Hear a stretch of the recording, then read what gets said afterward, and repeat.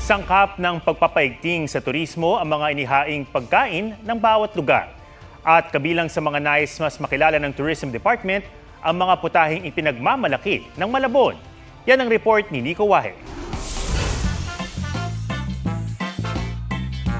Sa mga turistang pumupunta sa Pilipinas, hindi lang naman magagandang tanawin ang pakay nila. Kasabay niyan ay ang matikman ng iba't ibang putahing Pinoy. Pero alam kaya nila ang uunahin at kung saan pupunta para matikman ang mga pagkaing Pinoy. Ang Department of Tourism gustong palakasin ng food and gastronomy tourism sa Pilipinas sa pamamagitan ng isang roadmap na maglalagay sa Pilipinas bilang premier destination hindi lang ng mas malalim na kultura kundi maging ng iba't ibang klase ng pagkain. Napakasarap ng pagkaing Pinoy. And there is such great diversity across our regions that it represents our history and our heritage. Sa Malabon ang unang destination para simulan ang pagpapakilala ng mga putahing Pinoy.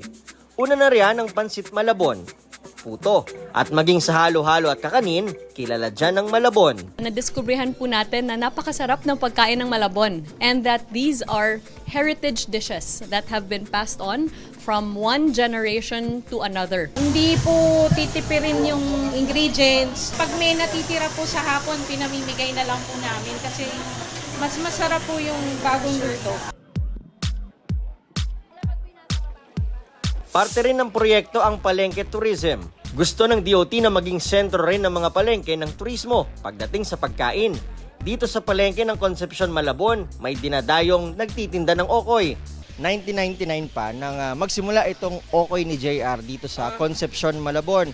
Ang sikreto daw kung bakit ganito nakatagal at tinatangkilik itong okoy ay itong dough na ito. Ang sikreto lahat nandyan at syempre ang hipon na fresh, patok na patok yan. Hindi lang sa mga taga Malabon, maging sa buong Metro Manila. Dati kasi yung mga dating mga tiga rito lang na pagka napupunta sa Malabon, sila lang yung nakakilala sa okay natin. Sa awa naman ng Diyos, natikman nila, yun, bumabalik-balik sila. Medyo matagal na rin naman tong food crawl namin. Marami na rin nagpupunta. Yung mga pagkain dito has been around for so many centuries. Nag-ibang-ibang iteration na siya. Pero the basic, ano pa rin is masarap, malinamnam.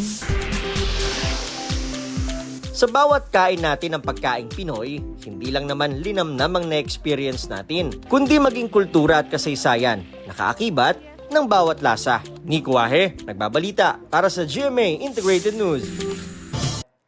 Huwag magpahuli sa mga balitang dapat niyong malaman.